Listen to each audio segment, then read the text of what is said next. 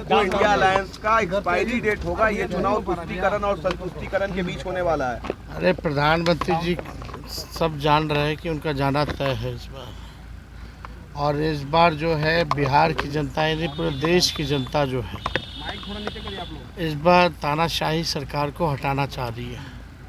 और जो कल का जो चुनाव हुआ, जो कल की तीसरा चरण का, उसमें हम लोग जो है बहुत ही अच्छे पोजीशन पे हैं। जो लोग चुनाव से पहले कुछ समझते थे, अब सब लोग जो है धीरे धीरे उंगली चबाने का काम कर रहे हैं। तो हम लोग पूरी तरीके से एकदम कॉन्फिडेंट है कि 4 जून को इंडिया की सरकार बनने जा रही है। लालू जी के बयान के बाद प्रधानमंत्री अब लालू जी पर अटैकिंग हो गए हैं कि आप अरे वो कब नहीं लालू जी पे बोलते हैं, दिन भर तो हम ही लोग को बोलते रहते हैं।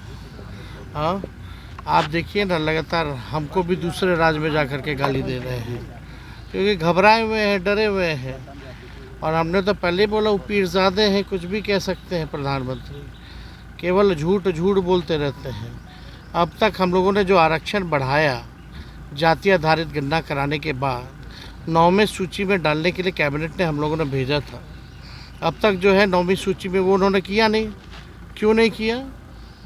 क्योंकि उसमें ओबीसी का, ईबीसी का, एससी का, एसटी का सब लोगों का आरक्षण हम लोगों ने बढ़ाने का काम किया।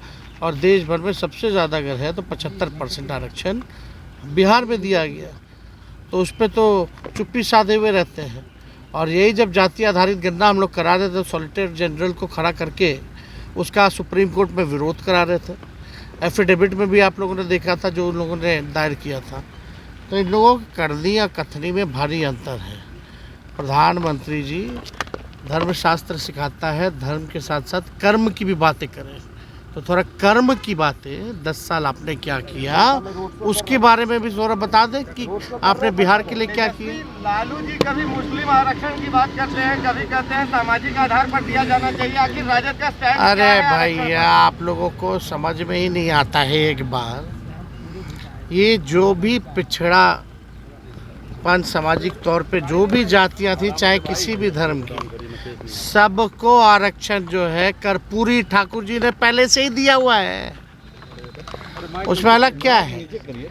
और आप सब लोगों को समझना चाहिए, ये जो संविधान जो ख़त्म करना चाह रहे प्रधानमंत्री, ये लोग जो लोकतंत्र ख़त्म कर रहे हैं, ज़रा उनसे भी तो सवाल पूछो 9वीं सूची में आपने क्यों नहीं डाला जो हम लोगों ने आरक्षण बढ़ाया। और हमारी सरकार थी महागठबंधन की, तो आरक्षण किसका किसका बढ़ा। पहले तो आरक्षण ही का विरोध कर रहे थे कि आरक्षण क्यों बढ़ा रहा है, पहले इस पे जवाब देना। चलिए, मोदी जी के रोड शो से क्या होगा? नौकरी के एजेंडे में रोड पे ले आया प्रधानमंत्री जी को। माइक है तो पूछिएगा कि भैया यूनिवर्सिटी को अब तक केंद्रीय यूनिवर्सिटी का दर्जा क्यों नहीं दिए। चलिए।